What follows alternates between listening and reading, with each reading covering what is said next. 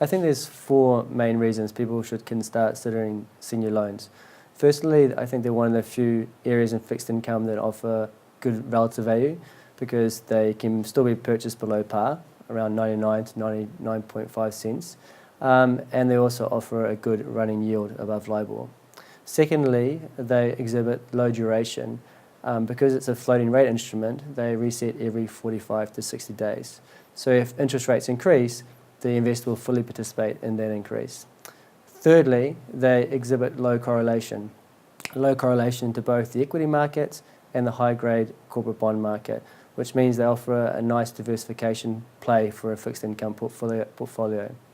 Lastly, unlike an equity story where you need a large GDP growth, all you need is to be repaid, so a company with consistent cash flows. And particularly in the US, where you have a GDP of around 2% and low default environment, it's ideal for a leveraged loan play.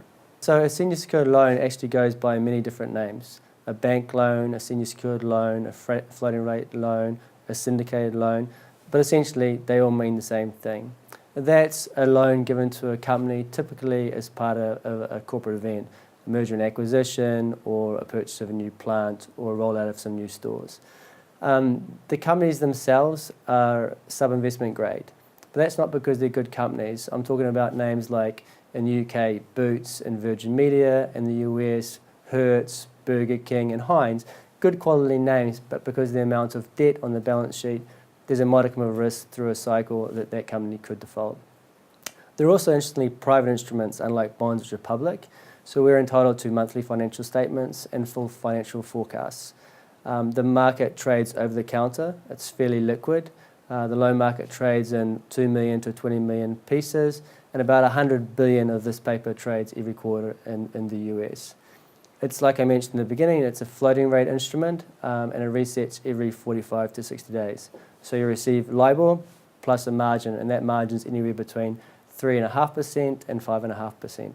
There's a lot of concern about risk given the uncertain macro environment, but the bank loans are lent at a senior secured level. So we rank ahead of all the other kind of junior capital, for example, high yield bonds, and additionally equity.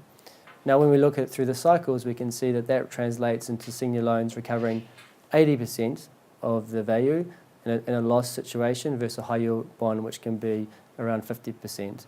So even when defaults have been quite low in this asset class, around 3.14% through history, the realised loss is actually quite small. My key message today is that this asset class offers a high running coupon, LIBOR plus 3.5% to 5.5%. It's senior secured, so it offers downside protection, and it offers low duration, which means if interest rates do increase, you fully participate in that rate rise.